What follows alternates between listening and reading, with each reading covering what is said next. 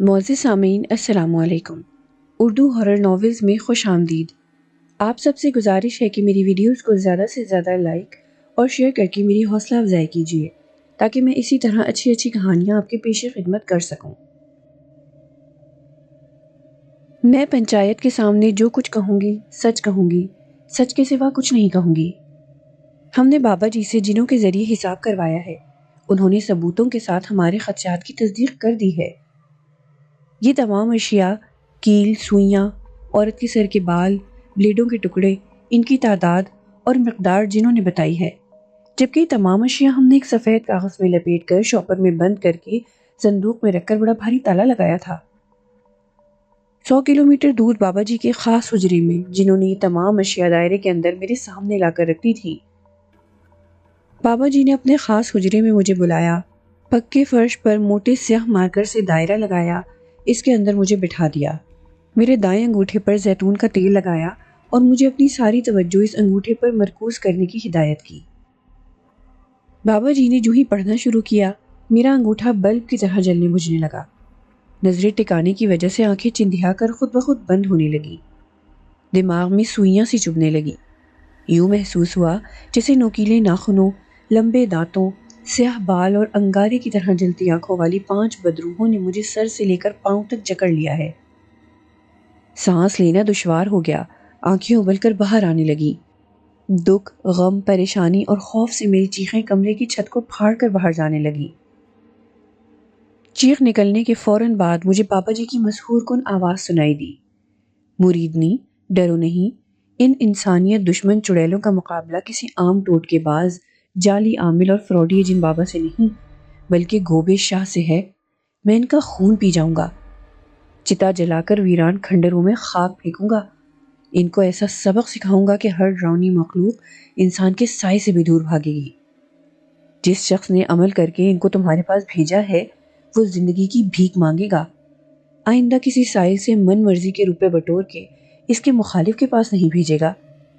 چڑیلوں کے ساتھ اس کو بھی تہس نہس کر دوں گا، تم حوصلے سے کام لو، تھوڑی سی تکلیف برداشت کرو۔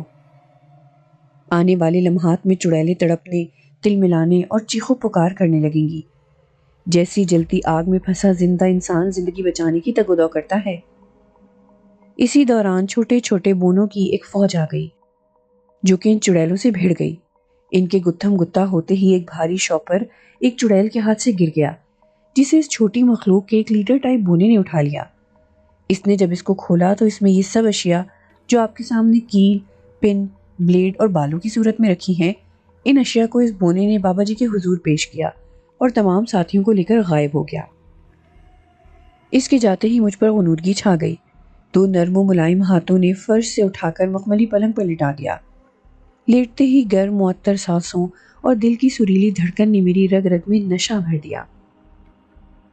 سکون کے لمحات سے فارغ ہوتے ہی ایک بار پھر ننگ دھڑنگ ڈراؤنی شکل والی چڑیلیں دائرے کی شکل میں گھٹنوں کے بل بیٹھ کر بابا جی کے حضور گریہ زاری کرنے لگی اور آئندہ کسی بھی انسانی آبادی پر آنے سے توبہ کرنے لگی، پہلی غلطی پر بار بار معافی مانگنے لگی۔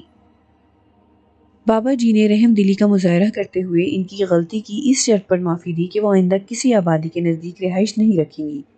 بابا جی نے جب ان سے میرے پاس آنے کی وجہ پوچھی تو بولی، مجیب نامی شخص نے ایک غیر مسلم سانگا مسیح کو 10,000 روپے دیے کہ حمیدہ کے گھر میں قیمتی گائے کو جان سے مارنا ہے۔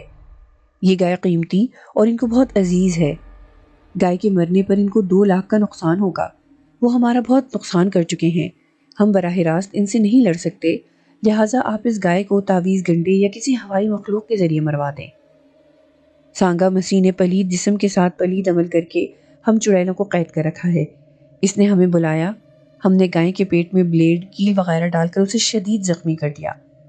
زخموں کی تاب نہ لاتے ہوئے جب وہ مرنے لگی تو اسے حلال کر دیا گیا۔ اس کی بیماری کو مشکوک ہونے سے بچانے کے لیے اس کے پیٹ کے اندر ڈالا گیا سامان ہم نے نکال لیا۔ یہ تمام سامان ہم سانگا مسیح کو واپس دینے جا رہی تھیں کہ اس دوران آپ نے عمل کر کے ہم کو بلوا لیا، سزا بھی دی اور سامان بھی ہم سے چھین لیا۔ وہ سامان جو مجیب میرے سابق داماد نے گائے کو کھلا کر مار دیا، تو اب ہم اس سے 2 لاکھ کی بجائے 10 لاکھ لیں گے۔ اگر اس نے ہماری گائے کو ہلاک نہیں کیا تو ہمیں 10 لاکھ کا ضامن دے۔ اگلے جمعے والے دن نماز جمعے کے بعد کوئی بھی شخص اس کی جگہ مسجد میں حلف دے کہ ہماری گائے کو اس نے ہلاک نہیں کیا تو ہم اس پر لگائے گئے الزام کی معافی مانگیں گے اور آئندہ اس کی ذات پر انگلی نہیں اٹھائیں گے۔ یہ تمام باتیں طے ہونے کے بعد مجیب کے ساتھ آئے ایک شخص نے پنچایت کے سرپنچ سے کہا، اگر آپ اجازت دیں تو ہم بھی ایک بزرگ سے پورے گاؤں کے سامنے چوراہے پر حساب کروا لیں۔ ہو سکتا ہے یہ واقعہ ایسے نہ ہو جیسے حمیدہ نے بیان کیا ہے، ان کا مجرم کوئی اور ہو۔ دونوں فریقین کو پنچایت نے پابند کیا۔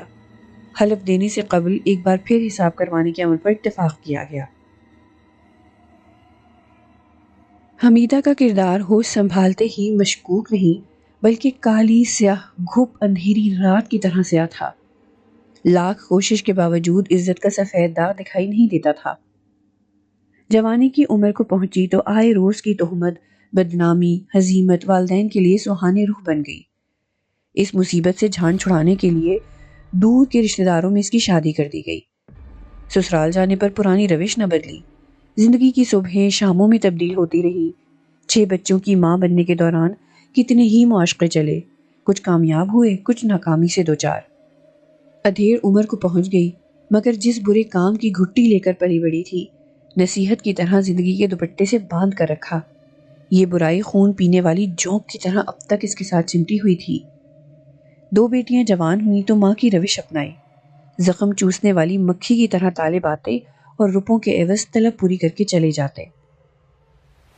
ایک بیٹی کا رشتہ دور پار کے رشتہ داروں میں طے کر دیا اور ایک ہمسائے میں ایک قریب عزیز مجیب کو دے دیا۔ مجیب ایک فرم میں بطور سیلز مین کام کرتا تھا، اکثر ملک کے طویل و عریض دورے پر ہوتا۔ اس کی بیوی شبنم میکے میں ماں کے پاس رہتی۔ حمیدہ اور بیٹی شبنم نے گھناؤنا کاروبار جاری رکھا، لیکن اب حمیدہ کے بیٹے باشعور ہو چکے تھے، زمانے کی اونچ نیچ کو سمجھتے تھے۔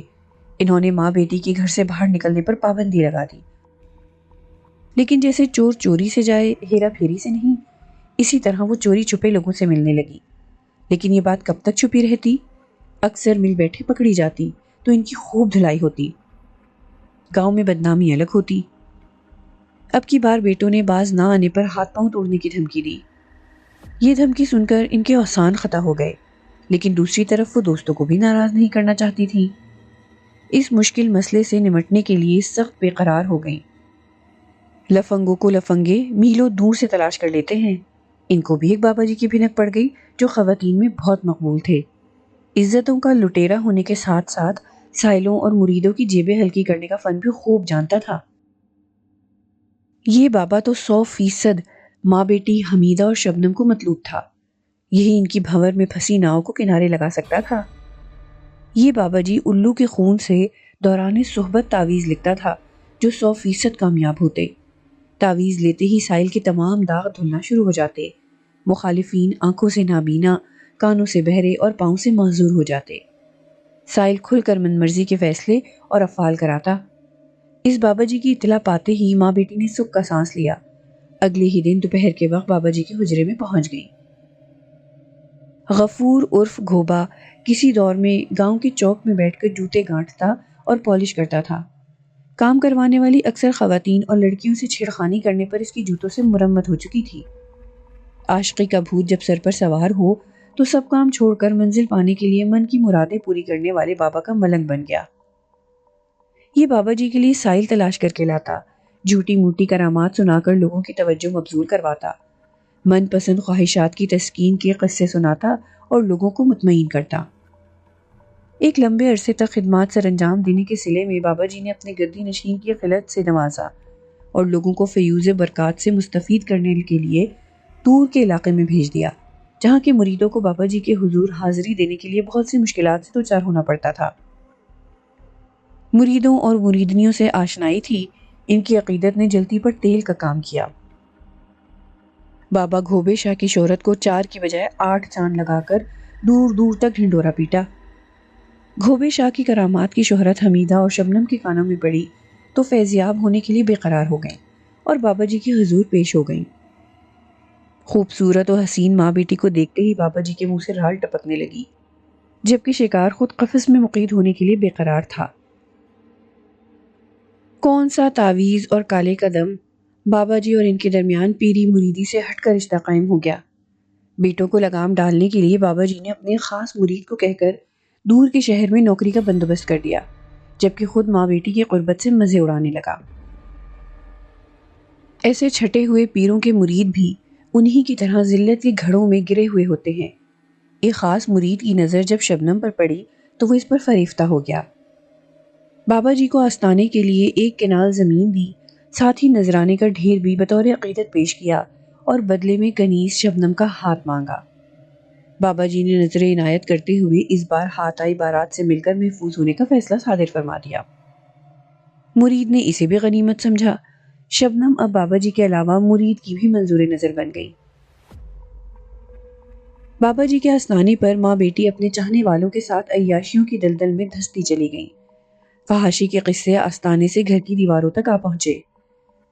شبنم کا خاوند مجیب طیش میں آ گیا، شبنم کو مارا پیٹا، آئندہ میکے اور کسی بھی آستانے پر جانے سے سختی سے منع کر دیا۔ مگر عشق کے آگ نے عزت، غیرت، انا، خودداری کو جلا کر خاکستر کر دیا تھا۔ ایسی دھمکیوں اور پابندیوں نے خاک اثر دکھانا تھا۔ مرید اور شبنم ایک دوسرے کی زلفوں کے اسیر اور یکجان دو قالب تھے۔ سماجی رکاوٹوں کو روندنے کا فیصلہ کیا۔ بابا جی اور آشنا کے کہنے پر خلا کا دعویٰ دائر کر دیا۔ یہاں بھی بابا جی کا اثر و رسوخ کام کر گیا۔ کسی بھی پیشی کی اطلاع مجیب کو نہ مل سکی۔ عدم پیشی پر یک طرفہ فیصلہ ہوا، شبنم کو طلاق ہو گئی۔ مجیب کے نام کی زنجیر کچے دھاگے کی طرح ٹوٹ گئی۔ اب سب لوگوں کو خوب کھل کر برسنے کا موقع مل گیا۔ مجیب نے اپنے دفتر کی ساتھی ورکر سے شادی کر لی جو متعلقہ شاخ کی سربراہ تھی۔ اس کے دن بدلنے لگے۔ میاں بیوی کی تنخواہ بہت زیادہ تھی۔ تھوڑے عرصے میں شہر سے پلاٹ خرید کر ایک خوبصورت گھر بنا لیا۔ مجیب کا ایک بھائی اور بہنوئی گاؤں میں رہتے تھے۔ ان کو ملنے جب مجیب آتا تو دفتر کی ٹویوٹا کرولا میں بیوی کے ساتھ تحائف سے لدا پھندا بھائی کے گھر آتا۔ روپے پیسے کی ریل پیل نے اس کے انداز و اطوار تبدیل کر دیے تھے۔ خوشحالی کے جھولے میں مجیب اور اس کے گھر والوں کو جھولتے دیکھ کر حمیدہ اور شبنم کے سینے پر سانپ لوٹتے۔ وہ ہر صورت مجیب اور اس کے گھر والوں کو ضد پہنچانا چاہتے تھے۔ اور تو کچھ نہ کر سکے۔ ان کی ایک آسٹریلیا کی گائے تھی جس کا ریٹ 2 لاکھ روپے لگ چکا تھا اور انہوں نے بیچنے سے انکار کر دیا تھا۔ اس گائے کو ہلاک کر کے الزام مجیب اور اس کے گھر والوں پر لگانے کا فیصلہ کیا گیا۔ ایک دن انہوں نے کچے آٹے کے پیڑے بنائے، ان میں خواتین کے سر کے بال، کیل، پنے، بلیڈوں کے ٹکڑے، تیزاب اور پارا ڈالا گیا اور یہ پیڑے باری باری گائے کو کھلائے گئے۔ زہریلے مادوں اور کیلوں، بلیڈوں پر مشتمل آٹے کے پیڑے کھاتے ہی گائے بیمار ہو گئی، زمین پر گر گئی، چاروں پاؤں بے قراری سے ادھر ادھر مارنے لگی۔ حمیدہ نے نمبردار کے ہمسائے سے قصائی کو بلوایا، ساتھ ہی نمبردار کا بیٹا بھی بلا لیا۔ اس کے علاوہ چند اور مرد حضرات اکٹھے کر کے سب کے سامنے گائے حلال کروائی۔ چمڑا وغیرہ اتار کر جب پیٹ کاٹا گیا تو اندر بہت سے زخم تھے۔ جب اوجڑی کو کاٹا گیا تو چارے کے ساتھ آٹا، بلیڈ، پنے اور کیل بھی برآمد ہوئے۔ ان تمام اشیاء کو نکالا گیا تو حمیدہ نے دیکھتے ہی دوپٹہ سر سے اتار کر دور پھینکا اور دونوں ہاتھوں سے منہ پر تھپڑ مارنے لگی۔ شبنم نے جب ماں کو روتا دیکھا تو وہ بھی ماں کے ساتھ زور زور سے چیخے مار مار کر رونے لگی۔ پیٹ سے تمام سامان نکال کر دھویا گیا، اسے سفید کاغذ میں لپیٹ کر شاپر میں بند کر کے صندوق میں رکھ کر تالا لگا دیا گیا۔ اگلے دن ماں بیٹی گائے کی ہلاکت کا سبب جاننے کے لیے بابا جی کے حضور پہنچ گئیں۔ بابا جی نے تمام حالات و واقعات کو ایک خاص رنگ دے کر تمام الزام ثبوتوں کے ساتھ مجیب اور گھر والوں پر لگایا۔ یہ سب اشیاء پنچایت اکٹھی کر کے حمیدہ نے سب لوگوں کے سامنے رکھی۔ بابا جی کے حساب کا فلسفہ بیان کیا اور تمام واقعات میں مجیب اور اس کے گھر والوں کو ملوث کیا۔ مجیب کے ساتھ پنچایت میں موجود ایک شخص نے علاقے کی معروف ہر دل عزیز بزرگ شخصیت سے رابطہ کیا اور تمام واقعات اس کے گوشے گزار کیے۔ اس بابا جی نے جمعے والے دن سب لوگوں کے سامنے بیچ چوراہے پر چڑیلوں کو بلا کر ان سے حقیقت حال جاننے کا اعلان فرمایا۔ پنچایت، مدعی، ملزمان اور تمام گاؤں کے لوگوں کو چوک میں اکٹھا ہونے کا اعلان کروایا گیا۔ جمعے والے دن بزرگ نے ایک مکان کی دیوار کو سیاہ چادر سے ڈھانپنے کا حکم دیا۔ پوری دیوار جب کالی چادر سے چھپ گئی تو بابا جی نے مخصوص منتر پڑھنا شروع کیا۔ منتر پڑھتے ہی اس سیاہ چادر پر ڈراؤنی شکلوں والی چڑیلوں کا غول نظر آنے لگا۔ جب سب چڑیلیں نمودار ہو گئیں تو بابا جی نے ان کی ملکہ چڑیل سے سوال کیا، سنا ہے تم نے سانگا مسیح کی قید میں ہو اور اس کے کہنے پر انسانوں کو نقصان کرتی ہو؟ حمیدہ کی گائے کو بھی تم نے سانگا مسیح کے کہنے پر ہلاک کیا ہے، کیا یہ سچ ہے؟ تمام الزامات سننے کے بعد ملکہ چڑیل انتہائی مؤدبانہ انداز میں بولی، آبادی سے دور پر اسرار جنگلات، پہاڑوں اور کھنڈرات میں ہم سکون سے زندگی کی گاڑی میں محو سفر تھیں۔ رہائش کے لیے آسائشات سے مزین حویلیوں اور بنگلوں کی خواہش مند نہیں تھیں۔ محدود ضروریات اور خواہشات تھیں جو آسانی سے پوری ہو رہی تھیں۔ کسی قسم کے مسائل اور پریشانیوں سے دور دور تک واسطہ نہ تھا۔ بڑھتی آبادی نے دیہاتوں سے شہروں کی طرف اور شہروں سے دیہاتوں کی طرف سفر کرنا شروع کر دیا۔ یہ آبادیاں دیہاتوں، شہروں کو نشانہ بناتی جنگلات اور کھنڈرات تک جا پہنچی۔ ہمارے جنگلات اور کھنڈرات میں بسیرا شہری آسائشات سے لطف اندوز ہونے والے معززین، نفیس اور انسانیت کے ٹھیکیداروں کو ایک آنکھ نہ بھایا۔ ان لوگوں کو اب شہر کی زندگی بھی ناگوار محسوس ہونے لگی۔ شور و غل، آلودگی اور رش سے ان نفیس لوگوں کا دم گھٹنے لگا۔ آبادی سے ہٹ کر بنگلے بنانے شروع کر دیے۔ روپے پیسے کی ریل پیل نے ان کا غرور اور تکبر آسمان پر پہنچا رکھا تھا۔ اپنے علاوہ انسانوں کو گھٹیا، حقیر، کمتر اور کیڑے مکوڑے سمجھتے تھے۔ ہمیں کہاں خاطر ملاتے؟ ہم سے ویران ٹھکانے بھی چھین لیے گئے۔ سر چھپانے کے لیے ہمیں جگہ کا ملنا محال ہو گیا۔ زندہ انسانوں نے جب ہم سے زندگی چھیننا چاہی تو ہمیں وہ لوگ عظیم اور اپنے ہمدرد محسوس ہوئے جو ان زندہ لوگوں کے گھر، بنگلے، گلیاں، بازار، کوٹھیاں اور لگژری گاڑیاں چھوڑ کر قبرستان کی خاموش مگر پرامن سرزمین کے مقیم بن گئے تھے۔ ان مرحومین کی شرافت، بے بسی اور انسانیت دوستی سے متاثر ہو کر قبرستان کے اندر کھنڈرات اور جھاڑیوں پر بسیرا کر لیا۔ راتوں کو قبرستان میں قبروں کے اندر نیک و بد مرحوم ہوتے اور ہم چڑیلوں کی محفلیں جمتی۔ ہمیں سے بھی کچھ نیک فطرت، رحم دل، قابل احترام اور کچھ بد فطرت، ہڈ حرام، تیز ترار، کام چور اور انسانیت کی دشمن تھی۔ ان کا غرور بھی زندہ مغرور دولت میں کھیلنے والے لوگوں کی طرح سر چڑھا تھا۔ اپنے پیاروں کے درمیان ہم زندہ چڑیلوں کی زندگی ان دنیا دار دوزخ نما پیٹ اور شیطان کی آنت کی طرح طویل خواہشات کے مالک حریص دنیا داروں کو کھٹکنے لگی۔ دولت کی سیاہ کاری سے مقدر کو کالا کرنے کے لیے کچھ لوگوں نے الٹے سیدھے عمل، چلے اور تعویذ گنڈوں کی مدد سے تیز ترار بد کردار چڑیلوں کو قبضے میں کر کے ناجائز کام کروانے کا دھندا شروع کر دیا۔ اس میں کوئی شک نہیں کہ کم و بیش 900 سال تک زندگی گزارنے والے اللہ کے خاص بندے آخر کار موت کی وادی میں مقید ہو گئے۔ اسی طرح ہر زندہ زندگی کا اختتام موت ہے۔ کسی بھی شخص کو جتنا عروج ہو، آخر کار زندگی کے کنارے سے موت کی گھڑی میں چھلانگ لگا دیتا ہے۔ چڑیلوں کو اپنے قابو میں لانا اتنا بھی آسان نہیں، لیکن کچھ لوگ ضد اور انا کا مسئلہ بنا لیتے ہیں۔ اکثر کہتے سنا گیا ہے کہ ڈھونڈنے سے تو خدا بھی مل جاتا ہے۔ اگر فرہاد دودھ کی نہریں کھود سکتا ہے تو چڑیلوں کو قبضے میں لانا کون سا مشکل کام ہے؟ مشکلات کی گھڑیاں دھوئیں کے بادل کی طرح مٹ کر ختم ہو جاتی ہیں، مگر شیطان، انسان کا ازلی دشمن، ہمیشہ مصائب کے اندھے کنویں میں دھکیلنے کے لیے منصوبے بناتا رہتا ہے۔ جو انسان اس کو اپنا رہنما مان لیتا ہے، شیطان خوب چن چن کر اس سے بدلے لیتا ہے۔ چڑیلیں سبھی ایک جیسی نہیں ہوتی۔ دودھ کی طرح صاف کردار کی مالک، چٹانوں کی طرح مضبوط حوصلوں اور ارادوں کی مالک چڑیلوں کو لاکھ چلے کشی، تعویذ، آدھی رات کے وقت ایک پاؤں پر کھڑے ہو کر بیچ دریا میں مخصوص کلمات پڑھے جائیں، دم مراقبے، جو مرضی پاپڑ بیلے جائیں، قابو میں نہیں لایا جا سکتا۔ مگر بد کردار چڑیلوں کو فطرت کے خلاف کام اور گندی جگہوں پر گندے عمل کر کے قابو میں لایا جا سکتا ہے۔ ہمیں قابو کرنا اتنا بھی آسان نہیں۔ یہ جتنے بھی جن، بابا، پری بابا، تعویذ گنڈے والے بابا ہیں، ہمارے بارے میں سراسر جھوٹ بولتے ہیں۔ ہم اتنی بھی کمزور نہیں کہ ان جیسے فراڈیوں کے تابع ہوں اور ان کے حکم پر انسانوں کی جان اور مال کو نقصان پہنچائیں۔ ایسے بابا سراسر جھوٹے، دغاباز اور بے ایمان ہیں، اور یہ جھوٹ بولتے ہیں کہ ہم ان کے ناجائز کام سر انجام دیتی ہیں۔ محترم بزرگوں، ہم دست بستہ عرض گزار ہیں کہ انسان ہی انسان کا دشمن بنا ہے، انسان ہی انسان کو دھوکہ دے رہا ہے، جھوٹ بول کر ریت کے محلات تعمیر کر کے روپے اینٹ رہا ہے، پیار، محبت، عشق، معشوقی، روزی، اولاد، من چاہی خواہش کی تسکین کے جھوٹے وعدے، تسلیاں دے رہا ہے۔ یہ سب ہم پر الزام تراشی اور بہتان ہے۔ جھوٹی کہانیوں کی وجہ سے انسان ایک دوسرے کو دھوکہ دے رہے ہیں۔ حمیدہ سراسر جھوٹ بول رہی ہے۔ ایسے کسی بھی واقعے، کارروائی یا واردات سے ہمارا کوئی تعلق نہیں۔ گائے کی ہلاکت میں ہمارا ذرہ برابر کردار نہیں، جس نے اسے ہلاک کیا ہے اس کو تلاش کرو۔ جھوٹی کہانی سنا کر ہماری کردار کشی کی گئی ہے۔ گائے کی ہلاکت کے بارے میں حمیدہ اور اس کے چاہنے والے بابا بہتر جانتے ہیں۔ انسانوں کے مسائل انسان جانے، ہمیں اس سے کوئی سروکار نہیں۔ تمام تفصیلات سے آگاہ کرنے پر بزرگ نے چڑیل کا شکریہ ادا کیا، جبکہ ان حقائق کو سنتے ہی حمیدہ شرم سے زمین میں دھنسنے لگی۔ جھوٹ کا پردہ چاک ہونے پر پوری پنچایت نے لان تان کی، اس کی اور گھر والوں کی سخت سرزنش کی۔ تعویذ گنڈوں کی مدد سے گائے کے قاتل کو تلاش کرنے کا یہ طریقہ ایک سازش اور مخالفین کو بلا وجہ بغیر جرم کے پھنسوانے کا منصوبہ قرار دیا۔ حمیدہ کو وارننگ دی گئی کہ جب تک ٹھوس ثبوت نہ ہو کسی پر بہتان الزام لگا کر تنگ نہ کیا جائے۔ اگر آئندہ مخالفین کو پھنسانے کی بھونڈی حرکت کی گئی تو اس پورے خاندان کو گاؤں بدر کر دیا جائے گا۔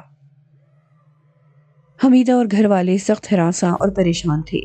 پنچایت اور مجیب سے معافی مانگی، شرمندہ شرمسار چہروں کے ساتھ گھر چلے گئے اور ایک لمبے عرصے تک لوگوں سے منہ چھپا کر جھوٹ کی منہ پر لگی کالک کو مٹانے کی کوشش کرتے رہے۔ آئیے چلتے ہیں آج کی دوسری کہانی کی طرف۔ طوفانی ہواؤں کا شور، اوپر سے کالے بادلوں نے تو رات کی تاریکی میں مزید اضافہ کر دیا تھا۔ شدید ہوا سے اڑنے والی دھول مٹی نے تو اچھا خاصا پریشان کر دیا تھا۔ سردی کی شدت میں غیر معمولی اضافہ ہو گیا تھا، جبکہ بارش کا امکان کم تھا۔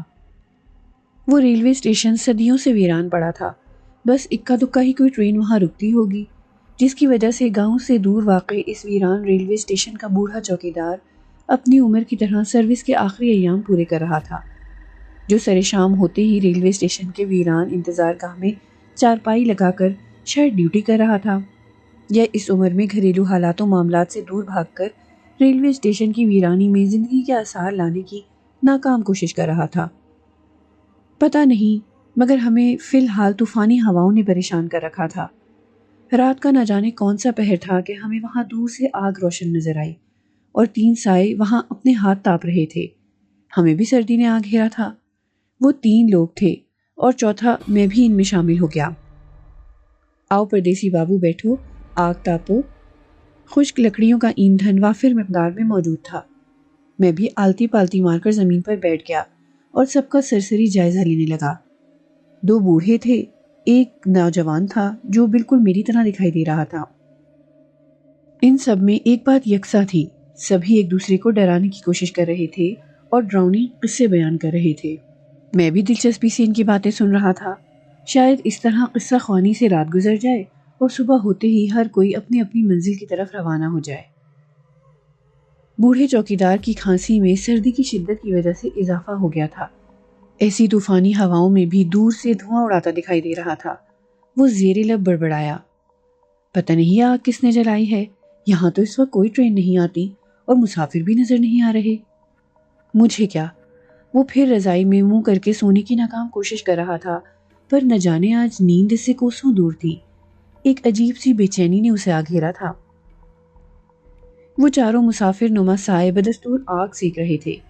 ایک بوڑھا مسلسل بولے جا رہا تھا، وہ اپنی خود نوش سنا رہا تھا اور باقی ہم تینوں ہمتن گوش ہو کر اس کی کہانی سن رہے تھے۔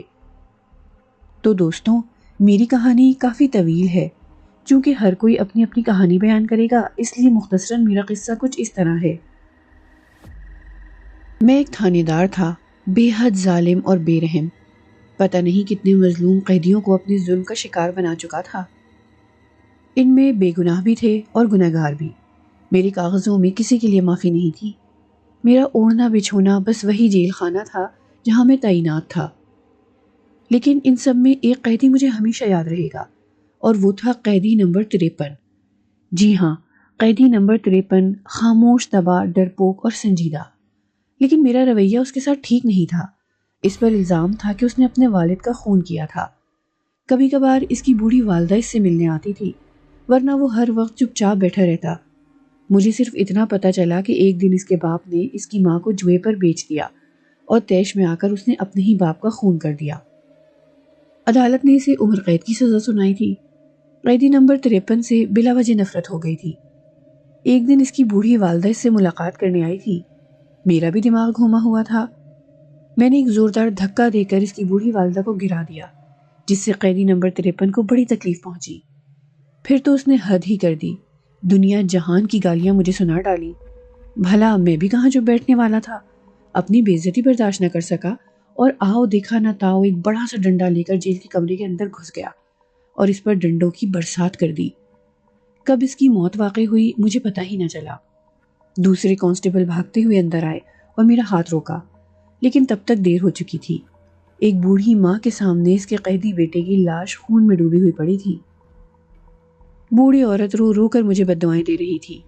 ویسے میرے کیریئر میں ایسے واقعات کی بہتات تھی، اس لیے میں نے ماتحتوں کو لاش ٹھکانے لگا کر خودکشی کی رپورٹ بنا کر پیش کرنے کو کہا۔ میں اپنے کمرے میں واپس آ گیا۔ ویسے میرا کمرہ جیل کے برابر والے ایریا میں ہی واقع تھا، اور ویسے بھی میں سنگل تھا اور شادی بیاہ کو فضول رسم سمجھتا تھا۔ ڈیوٹی کے بعد شراب و شباب کا اہتمام ریگولر ہی کرتا تھا۔ میرے ماتحت روز کوئی نہ کوئی کال گرل پیش کرنے کا انتظام کرتے اور بدلے میں وہ مجھ سے نرمی سے پیش آنے کی توقع کرتے تھے۔ کیا بتاؤں دوستوں، میں کتنا مکار ظالم شخص تھا، اور ایک دن اس بوڑھی عورت کی بددعا نے کام دکھا دیا۔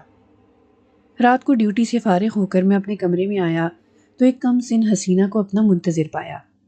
اس کے حسن و شباب کو دیکھ کر میں دنگ رہ گیا، اس کی طلسماتی آنکھوں میں کھو سا گیا۔ اس کم سن حسینہ کو اپنی باہوں میں لینے کے لیے جیسے ہی اس کے قریب گیا، اس نے اپنے ہاتھ کے اشارے سے مجھے روک دیا۔ اتنی بھی کیا جلدی ہے جیلر صاحب، شباب سے پہلے شراب کا مزہ نہیں چکھو گے؟ اب شراب پینے کی ضرورت کسے تھی؟ بہرحال میں بستر پر دراز ہو گیا اور وہ 2 پیک بنانے لگی کہ اچانک کمرے کی لائٹ چلی گئی۔ ارے یہ لائٹ اس وقت جاتی تو نہیں ہے؟ وہ موم بتی ہاتھوں میں اٹھائے جانے کس طرح میرے دل کی بات سن گئی۔ باہر کتوں کے بھونکنے کی آوازوں میں بتدریج اضافہ ہوتا جا رہا تھا، بالکل ویسے جس طرح جیل میں کسی قیدی کے موت آ جانے سے پہلے سارے کتے زور زور سے چلاتے تھے۔ لیکن آج کسی کی موت تو نہیں ہوئی۔ جیسے ہی وہ کم سن حسینہ میرے قریب آئی تو موم بتی کی روشنی میں اس کا چہرہ دیکھ کر میرے ہوش اڑ گئے، کیونکہ وہ اور کوئی نہیں، قیدی نمبر 53 کا چہرہ تھا، جسے میں کبھی نہیں بھول سکتا۔ اس کا چہرہ اور بھی بھیانک ہو گیا تھا۔ میں نے اپنا پسٹل اٹھانے کی کوشش کی، لیکن حیرت انگیز طور پر میرے ہاتھ پیر سن ہو چکے تھے اور میں پتھر بنا خوف کے سمندر میں غوطہ زن تھا۔ قیدی نمبر 53 بولا، پہچانا جیلر؟ آج کیوں نہ آپ کو بھی اپنی دنیا میں ساتھ لے جاؤں؟ ویسے تو بڑا ظالم بنا پھرتا ہے۔ میری بوڑھی ماں کی بددعاؤں نے اپنا اثر دکھایا ہے اور مجھے تم سے بدلہ لینے کی قوت مل گئی ہے۔ بڑا شوق ہے نا کال گرلز کو بلانے کا؟ وہ خنجر سے وار کرتا گیا اور میرے جسم کا ہر عضو الگ ہوتا گیا، اور اس طرح مجھے زندگی سے نجات مل گئی، اور قیدی نمبر 53 نے اپنا بدلہ لے کر ثابت کر دیا کہ ظالم کو اس دنیا میں ہی ظلم کا بدلہ چکانا پڑتا ہے۔ میری روح تب سے بھٹک رہی ہے اور راہ نجات کے لیے یہاں وہاں بھٹکتا رہتا ہوں۔ تو دوستوں، یہ تھی میری کہانی۔ اس کی کہانی سن کر ہم تینوں نے ایک دوسرے کی طرف دیکھا اور پھر خوب ہنسنے لگے۔ میں نے کہا، کیا شکل سے ہم لوگ آپ کو بے وقوف نظر آ رہے ہیں جو آپ ہمیں اس طرح ڈرانے کی ناکام کوشش کر رہے ہیں؟ کیا کہا روح؟ دوسرا بوڑھا بول پڑا۔ ساتھیوں، ہمیں ڈرانا آسان نہیں ہے، پر مجھے یقین ہے کہ میری کہانی سن کر آپ لوگ ضرور ڈر جائیں گے۔ تو وقت ضائع کیے بغیر میری کہانی سنو۔ میں ایک کمیڈین تھا اور مذاق کر کے پیٹ پالتا تھا۔ کبھی تھیٹر میں، کبھی فلم میں، کبھی ڈرامے میں اور کبھی میلے میں ہر جگہ لوگوں کو ہنساتا تھا۔ لیکن ایک چیز کو لے کر میں روتا تھا، اور وہ تھا ایک خواب جو اکثر میں دیکھا کرتا تھا۔ ایک جنگل ہے اور میں راستہ بھٹک گیا ہوں، اندھیرا بڑھتا جا رہا ہے اور ہر طرف جنگلی جانوروں کی آوازوں نے مجھے کافی ڈرا دیا تھا کہ اچانک ایک سفید ریش سفید پوش اجنبی میرے سامنے نمودار ہوا۔ ڈرو نہیں مسخرے، تم لوگوں کو ہنساتے ہو، اور آج کے دور میں یہ کام نہایت مشکل ترین کام ہے جو تم بخوبی سر انجام دیتے آ رہے ہو۔ لیکن میری ایک بات یاد رکھنا، یہ دنیا کوئی کھیل تماشا نہیں ہے۔ تم اپنی تکلیفیں چھپا کر دوسروں کو ہنساتے ہو، لیکن جس اولاد اور بیوی کے لیے یہ سب کر رہے ہو، وہی لوگ ایک دن تم کو رلائیں گے۔ یاد رکھنا موت کو۔ سفید پوش اجنبی غائب ہو گیا اور میری آنکھ کھل گئی۔ یہی بات مجھے ہر وقت رلاتی رہتی تھی۔ ایک دن میں تھیٹر میں تماشا کر رہا تھا کہ اچانک مجھے دل کا شدید دورہ پڑا۔ انتظامیہ والے مجھے شہر کے بڑے ہسپتال لے کر گئے۔ درد کم نہیں ہو رہا تھا اور ڈاکٹر مجھے بچانے کی سر توڑ کوششیں کر رہے تھے۔ مجھے کچھ ہوش نہیں تھا، میرے سامنے تو اندھیرا ہی اندھیرا تھا، بس یوں سمجھو کہ میرا آخری وقت تھا۔ قریباً 20 منٹ بعد مجھے ڈاکٹروں کی سرگوشی سنائی دی، ہی از نو مور۔ میں خود کو کافی ہلکا محسوس کر رہا تھا، لگتا تھا جیسے کسی بھاری چیز کی دباؤ سے نجات مل گئی ہے۔ ارے یہ کیا، میں تو اندھیرے میں اڑتا جا رہا تھا، لگتا ہے میں کسی انجانی دنیا میں داخل ہو گیا ہوں، لیکن اندھیرا تھا کہ چھٹنے کا نام ہی نہیں لے رہا تھا۔ اچانک ایک روشن چہرے والا سفید ریش میرے سامنے آ گیا، اس کے چہرے کی روشنی سے اندھیرے میں اجالا سا ہو گیا۔ ارے میں تو اسے پہچانتا ہوں، یہ وہی اجنبی سفید ریش تھے جو اکثر خواب میں مجھے دکھائی دیتے تھے۔ وہ بہت ہی نرمی سے گویا ہوئے، میاں مسخرے، حیران مت ہو، تم ابھی مرے نہیں ہو، بس موت کی سرحد پر کھڑے ہو، تم نے واپس جانا ہے اور خواب میں دیکھے گئے دھکے مزید جھیلنے ہیں، بس اتنا خیال رہے کسی کا دل نہیں دکھانا۔ ایک زوردار ہوا کا جھونکا سا محسوس ہوا اور مجھے یوں محسوس ہوا کہ وہی پرانا وزن میرے ناتواں کندھوں پر آ گیا ہے۔ ڈاکٹروں کی آواز پھر گونجی، ناممکن، ارے یہ کیسے ہو گیا؟ تھوڑی دیر پہلے مریض اس کے دل کی دھڑکن بند ہو گئی تھی اور ہم نے اسے مردہ قرار دے دیا تھا، لیکن یہ تو اچانک اس کا دل کیوں دھڑک رہا ہے؟ ارے یہ تو زندہ ہو گیا۔ میں کہاں ہوں؟ میں نے آنکھیں کھولتے ہوئے سوال کیا۔ سارے ڈاکٹر وہاں جمع ہو گئے، کسی کو یقین نہیں ہو رہا تھا کہ میں مر کر زندہ کیسے ہو گیا۔ ڈاکٹرز کے استفسار پر میں نے اپنا مشاہدہ بیان کیا، مگر کسی کو بھی میری باتوں کا یقین نہیں ہوا۔ وہ سارے مادہ پرست اور منکر لوگ تھے جو سائنس کو ہی سب کچھ مانتے تھے، اور سائنس روحانیت سے آری ہے۔ خیر، کچھ دن میں وہاں زیر علاج رہا۔ اب میں بوڑھا ہو چکا تھا اور کامیڈی بھی چھوڑ دی تھی۔ پوری زندگی جس اولاد کی خاطر دھکے کھائے، وہ اب مجھے فالتو پرزہ سمجھنے لگے تھے۔ میری بیٹی کسی آشنا کے ساتھ فرار ہو گئی، میری بیوی اپنے میکے چلی گئی، اور میرے بڑے بیٹے نے تو کمال کر دیا، مجھے اولڈ ہاؤس میں بھرتی کر دیا، جہاں میرے جیسے سینکڑوں اولاد کے ستائے ہوئے بوڑھے اور بزرگ پہلے سے دھکے کھا رہے تھے۔ میں اس غم میں بیمار رہنے لگا۔ خواب والی بات سچ ثابت ہو گئی، اولاد کے ہاتھوں ملنے والے غم نے مجھے نڈھال کر کے رکھ دیا۔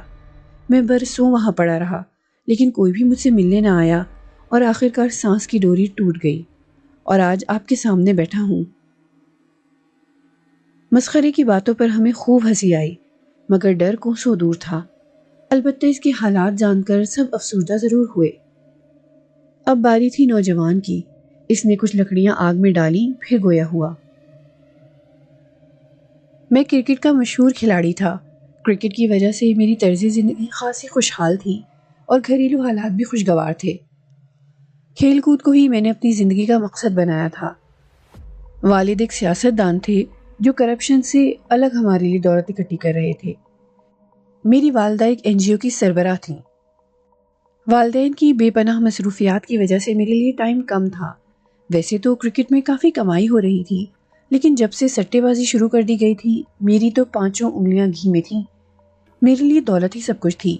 وطن سے غداری کر کے دوسری ٹیم کو جتوانا، جان بوجھ کر وکٹ پر آؤٹ ہونا، اور بدلے میں بھاری دولت جوئے کے ذریعے کمانا تو میرا مقصد حیات تھا۔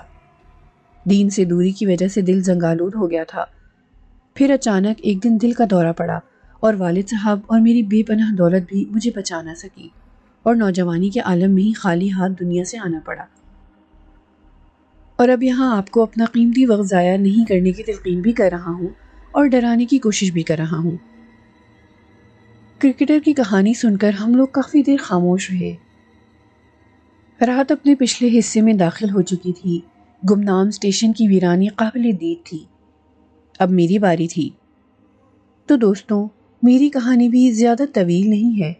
میں ایک بے روزگار نوجوان تھا جو MA کی ڈگری ہوتے ہوئے بھی نوکری کی تلاش میں در در بھٹکتا رہا تھا، مگر سفارش، پرچی اور رشوت کے بغیر نوکری کی تمنا میرے دل کے اندر ہی دفن ہو گئی، اور ایک دن حد ہو گئی۔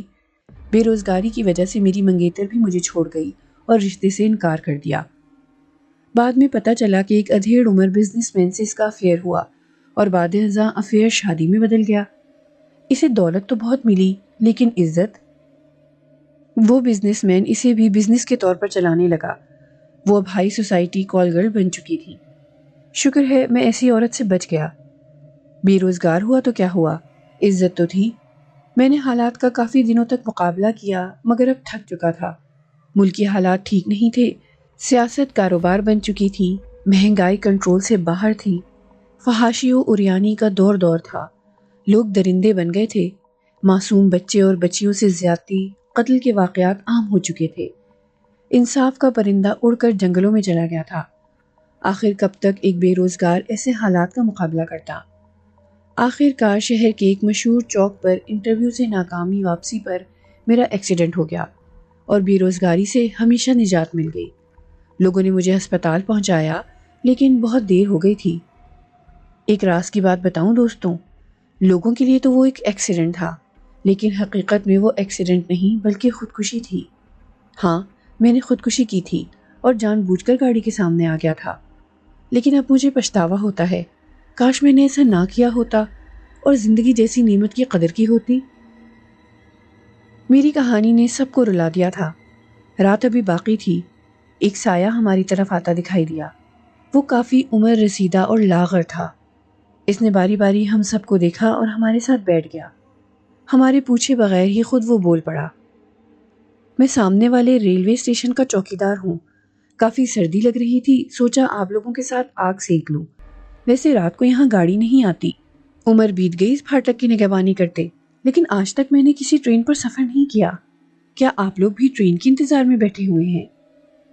ہمیں خاموش پا کر وہ خود ہی بولا، میں بھی کتنا بھولا ہوں جو مسافروں سے اس طرح کے سوال پوچھ رہا ہوں۔